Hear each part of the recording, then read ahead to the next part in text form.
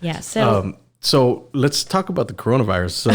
So that I was prefacing that because I wanted to, you actually went to college, you studied, you've been in the professional world and you traveled. Yeah. So that's kind of what I was trying to get across, is like your experience. Mm-hmm. So you formed an opinion on the coronavirus. So let's talk about that. Okay. So I went to postgrad and had to write a thesis. And what you need to do with that is you need to just read all the sources, step away, and let all the common factors, rise to the surface. And basically what I heard is the main things I keep going on. It's not airborne. It's really about people sneezing, coughing, in the area, you touching it, and these sorts of things.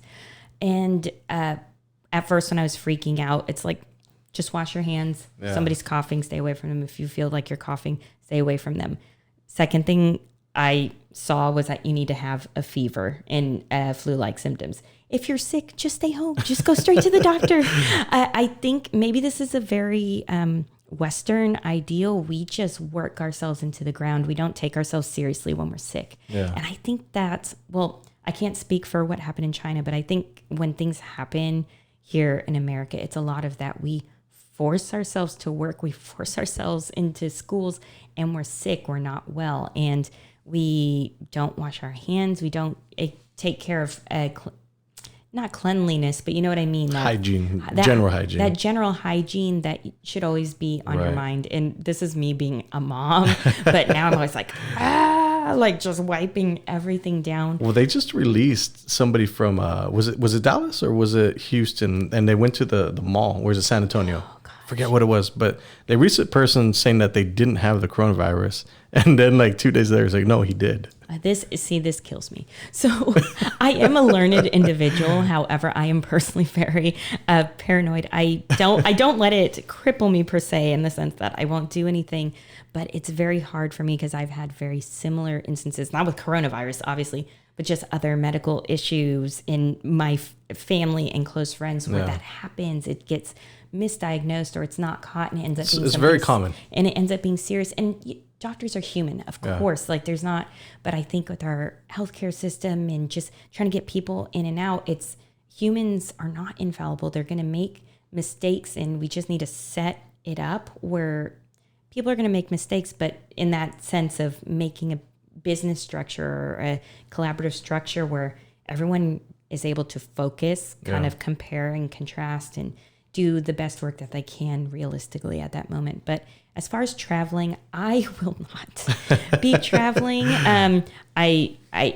think the best thing to do at that point is, if you can afford it, wait it out. I mean, if it's holidays and stuff like that, just use your 2 weeks another time. I've always wanted to go to Japan, and it's not going to happen for a long time now. I know. Sucks. And what's crazy is that's something I've been doing about Japan. And there was this one group that were holding auditions, we're going to have a Japan summer tour. It's like, whoa, I want to do that. And then boof. Yeah.